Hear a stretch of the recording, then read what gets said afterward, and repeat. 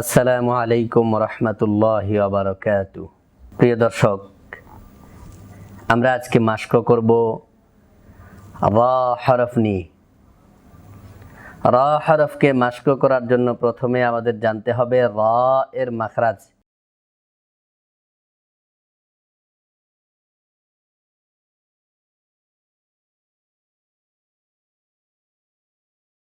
রা এর মাখরাজ হলো জিহ্বার আগা সামনের উপরের দুই দাঁতের গোড়ার সাথে লাগাইয়া, অর্থাৎ সামনের উপরের দুই দাঁতের গোড়ার মধ্যে জিহ্বার আগা লাগাবো। জিহ্বার আগার পিঠ,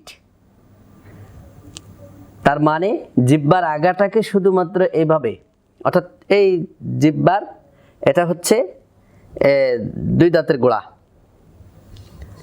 এই জায়গাটার মধ্যে জিহ্বার আগাটাকে শুধুমাত্র এভাবে লাগিয়ে দেব। অর্থাৎ এভাবে লাগিয়ে দেব আমরা। আমাদের মধ্যে অনেকে কি করে, জিহ্বার আগার পিঠ, তখন তারা কি করে জিহ্বার আগাটাকে উল্টাইয়া লাগায়, অর্থাৎ এরকম ভাবে লাগায়। ফলে র সঠিকভাবে উচ্চারণ না হয়ে একটা বিকৃত আওয়াজ বের হয়। এখানে মাখরাজ যেটি বলা হয়েছে জিহ্বার আগার পিঠ, অর্থাৎ সমুদ্রের মধ্যে একটা মাছ যেরকমভাবে চলাফেরা করে তার পিঠটা কিন্তু উপরের দিকেই থাকে, এটা নিচের দিকে না। সুতরাং আমাদের জিহ্বাটারও একটা পিঠ আছে, পিঠ হলো এটি। জিহ্বার আগার পিঠ বলতে অনেকে বুঝে উল্টা পিঠ, এটি গলত। অর্থাৎ জিহ্বার আগার পিঠ অর্থাৎ সোজাসুজি, প্রত্যেকটা মাখরাজ আমরা যদি খেয়াল করি একদম সোজাসুজি, দাঁতের যে অংশ জিহ্বারও সে অংশ। এরকম কোনো মাখরাজ নাই যে হরফের মধ্যে দাঁত সামনের দিকে জিহ্বা পেছনের দিকে। প্রত্যেকটা মাখরাজই কিন্তু ওই যেই বরাবর জিহ্বা দাঁতেরও সেই অংশের কথা বলা হয়েছে প্রত্যেকটা মাখরাজের মধ্যে। সেজন্যই রব্বুল আলামিন বলেছেন ওয়ালাকাদ ইয়াসসারনাল কুরআনা লিযিকরি ফাহাল মিন মুদ্দাকির। কিন্তু আমরা এটাকে কঠিন করে ফেলতেছি।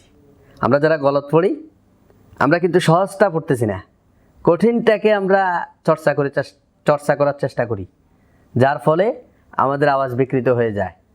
এজন্য খেয়াল রাখতে হবে, জিহ্বার আগার পিঠ বলতে জিহ্বার আগার পিঠটা উপরের দিকে লাগবে।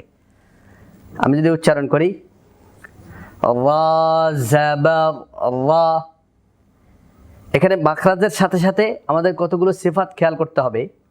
1 নাম্বার, রা হরফটা উচ্চারণের সময় জিহ্বার আগাটা উপরের দিকে লাগবে খুব হালকাভাবে।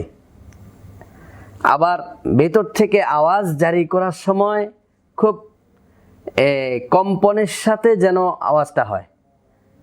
রা রা, জিহ্বার আগাটা কম্পন হবে, এটি একটি সিফাত, এটাকে বলা হয় তাকরার। তো এই তাকরার সিফাতটা রর মধ্যে আছে। আবার এত বেশি তাকরার না যেটা শুনতে খুব বিগড় শব্দের মতো শোনা যায়, আর এরকম না, র এমন না, গলত। বরং পড়তে হবে তাকরারটাকে খুব হালকাভাবে আদায় করতে হবে। ওয়াজের রি, এখানে রর মধ্যে আরেকটি সিফাত আমাদের খেয়াল করতে হবে, র কখনো পুর হয় কখনো বারিক হয়। সে বিষয়ে অনেক লম্বা আলোচনা আছে যেগুলো আলেমরা ছাড়া বুঝবে না। এজন্য আমরা যারা সাধারণ মুসলমান রয়েছি, আমরা রটাকে মাস্ক করার সময় একটি সূত্র খেয়াল রাখবো, রর উপরে জবর অথবা পেশ হলে, অথবা ডান পাশে জবর অথবা পেশ হলে র পুর হয়, জের হলে বারিক হয়। এই সাধারণ কায়দাটা আমরা সবসময় খেয়াল রাখবো। আর যেগুলো জটিল কায়দা আছে কিছু রর মধ্যে, এগুলো সম্পর্কে আমরা আলেমদের থেকে জিজ্ঞাসা করে তারপরে উচ্চারণ করব। কাজেই আমরা লম্বা আলোচনার দিকে যাব না, শুধুমাত্র এটা খেয়াল রাখবো, রর উপরে জবর অথবা পেশ হলে র পুর হয়, জের হলে বারিক হয়। সাকিনের ডান দিকেও একই কায়দা, রর উপরে জবর অথবা পেশ, র সাকিনের ডাইনে জবর অথবা পেশ হলে র পুর হবে, জের হলে বারিক হবে। আমি যদি এটিকে উচ্চারণ করে দেখাই,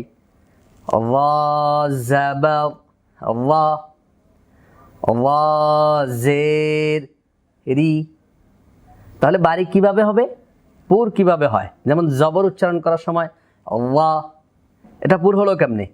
এটা পুর করার জন্য ঠোঁট গোল করা যাবে না, কারণ রর মাখরাজ ঠোঁটের মধ্যে না। পুর করার জন্য জিহ্বার গোড়াটাকে একটু উঁচু করে দেব। পুর করার যে কোনো হরফ পুর করার জন্য জিহ্বার গোড়াটাকে উঁচু করতে হবে। তাহলে আমি জিহ্বার গোড়াটাকে উঁচু করে রর জবর অথবা পেশ উচ্চারণ করব, আল্লাহ। আবার জের উচ্চারণের সময় জিহ্বার গোড়া নিচের দিকে নামিয়ে ফেলবো,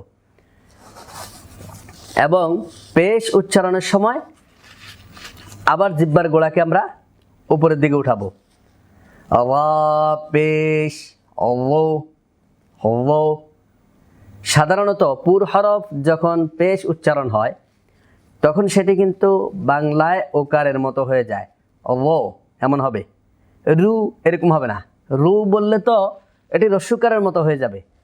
তো রস্যুকারের উচ্চারণটা মূলত বারিক, এজন্য র পেশ হলে আমরা উচ্চারণ করব ওকারের মতো, র পেশ অ।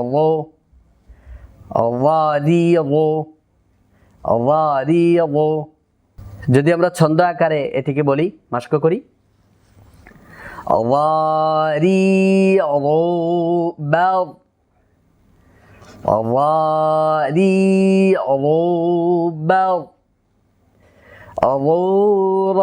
المغن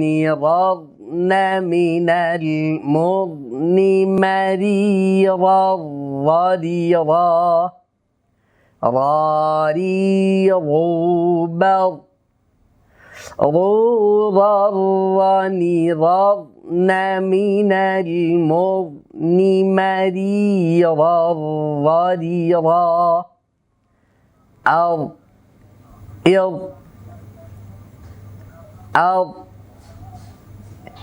এখানে রর ডাইনে যদি জের আসে তাহলে কিছু শর্ত শরায়েত আছে, কখনো পুর হয় আবার কখনো বারিকও হয়, সেটা আমরা আলেমদের থেকে জেনে নেব।